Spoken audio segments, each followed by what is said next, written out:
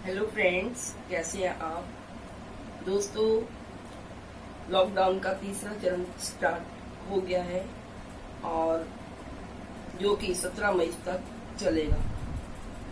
इस चरण में गवर्नमेंट ने कुछ दुकानों को खोलने की छूट दे दी है, जैसे कि स्टेशनरी की, इलेक्ट्रिशियंस की और शराब की दुकानों की। यद्यपि गवर्नमेंट ने ये छूट दे दी है, लेकिन इसके कारण जो बाजार में चहल पहल है, बाजारों में भीड़ है, वो देखने को मिल रही है। यहाँ तक कि शराब की दुकानों पे जो भीड़ है उसको पुलिस भी कंट्रोल नहीं कर पाई।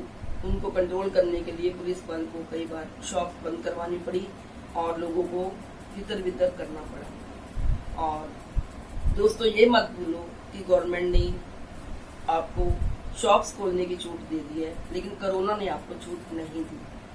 कोरोना दिन पर दिन भारतवर्ष में फैलता ही जा रहा है। बहुत सारे केस बढ़कर आ रहे हैं, जो कि हम लोगों के लिए अच्छे परिणाम नहीं लाएंगे। तो दोस्तों, मेरी आपसे एक रिक्वेस्ट है कि आप लॉकडाउन हटे या ना हटे, आप मई और जून में अपने घर पर ही ज्यादा रहिए। आप बाहर जाने की कोशिश मत करिए, क्योंकि इस कोरोना वायरस बीमारी का कोई भी इलाज अभी तक नहीं आया, कोई वैक्सीन नहीं आया है, कोई दवाई नहीं आई, कोई ट्रीटमेंट नहीं आई। लोग केस प्रतिदिन बढ़कर आ रहे हैं। हमारे दिल्ली राज्य में नहीं, बल्कि सब राज्यों में बहुत सारी हालत खराब है, स्थिति बहुत खराब है। जितनी हमें बताई जाती है उससे कई गुना स्थिति खराब है। और हम लोग इस छूट के कारण कई लोग सोशल डिस्टेंस का पालन नहीं कर रहे, यानी कि लॉकडाउन में जो नियम बनाए गए थे उनका पालन नहीं हुआ। कई लोगों को दिखा गया, वो मास्क नहीं पहनते हैं, वो 2 मीटर की 1 मीटर की दूरी नहीं रखते हैं। तो ये बहुत घातक है, हम लोगों के लिए बहुत खतरनाक है। दोस्तों, आपको इन नियमों का पालन जरूर करना है। आप कहीं भीड़ में ना जाएं, किसी समारोह में ना जाएं। आप कम से कम 2-3 महीने तक अपने घर पर रहें, अपने और अपने परिवार की सुरक्षा करें। और जब भी बाहर जाएं तो आप मास्क पहनकर जाएं और आकर अपने हाथों को सैनिटाइज करें। अपने हाथों को कम से कम 20 सेकंड तक साबुन से अच्छी तरह धोएं। और अगर आप सब्जी वगैरह बाहर से लाते हैं तो उन्हें भी आप पानी में बेकिंग सोडा डालकर अच्छी तरह वॉश कर लें और उसको 2 मिनट तक उसमें रहने दें। उसके बाद उसको बाहर निकालें और तब यूज करें।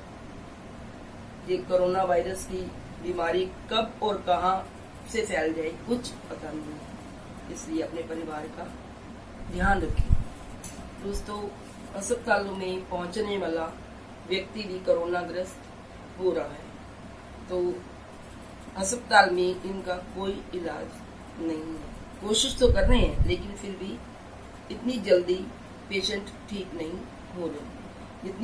जितनी तेजी से फैल रहा है उससे भी अधिक स्थिति अस्पतालों में खराब है। अस्पताल में पेशेंट्स को बेड नहीं मिल रहे, ट्रीटमेंट भी कर रहे हैं, लेकिन उतनी तेजी से नहीं कर पाए, क्योंकि हमारे पास इतने साधन नहीं है। तो अगर आपके पास इस समय पैसा है, बहुत पैसा जमा पूंजी है, वो भी आपके काम नहीं आएगी। और आपके करीबी रिश्तेदार भी, आपके बहुत करीबी भी आपकी हेल्प नहीं कर पाएंगे। कोरोना वायरस होने पर सब कुछ धरा का धरा रह जाएगा। इसलिए आपसे रिक्वेस्ट है कि आप मई जून में कम से कम अपने और अपने परिवार को सेफ रखें। याद रखें, सच्चाई और दवाई दोनों बहुत कड़वी होती हैं, लेकिन उन्हें स्वीकार करने में ही हमारी समझदारी है। हमारे देश में 135 करोड़ की आबादी है। यदि रोज प्रतिदिन 1 लाख टेस्ट भी किए जाएं, तो भी आखिरी व्यक्ति की बारी 37 वर्ष बाद आएगी। तो आप इसी बात से अंदाजा लगा लीजिए कि हालात अगर और भी बिगड़ जाते हैं तो यहाँ की कैसी दुर्दशा होगी, आप कभी कल्पना भी नहीं कर सकते। तो दोस्तों, कोरोना वायरस से हर पल बचने की कोशिश करिए। अपने घर में रहिए, अपने परिवारजनों के बीच में रहिए। बहुत जरूरी काम हो तो आप बाहर जाएं और बिना मास्क के कभी बाहर मत जाएं।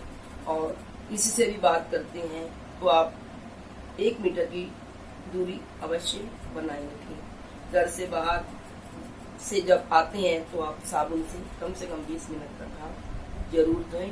अपने आप को सैनिटाइज करें। जब जो भी आप बाहर से सामान लाते हैं, या मोबाइल भी आपका है तो उसको भी आप एक पॉलीथीन में रख लीजिए। एक पॉलीथीन में डालकर उसे स्टेपल कर लीजिए और जब बाहर से आए तो उस पॉलीथीन को उतार के फेंक दें और उसको डस्टबिन में ही फेंक दें। यहाँ तक कि आप जो पेन यूज करते हैं या आप कुछ भी यूज करते हैं मेटल की चीज, तो उसको भी बहुत ध्यान से रखें। उसको भी डेली सैनिटाइज करें। और यदि आप बाहर जाते हैं तो अपने जरा से भी किसी को आपको लगेगा कि इसको खांसी है, जुकाम है या कोई छींक रहा है, तो आप उससे 1 मीटर की दूरी अवश्य बनाकर रखें। तो दोस्तों, मैं चाहती हूँ आप कोरोना वायरस से बचे रहें, अपने परिवार को बचाएं, अपने घर के बुजुर्गों का ध्यान रखें, अपने बच्चों का ध्यान रखें तथा अपने समाज और अपने देश को कोरोना वायरस से मुक्त करने के लिए सहयोग दें। इसी उम्मीद के साथ कि आप लॉकडाउन में भी इन सभी नियमों का पालन जरूर करें। धन्यवाद।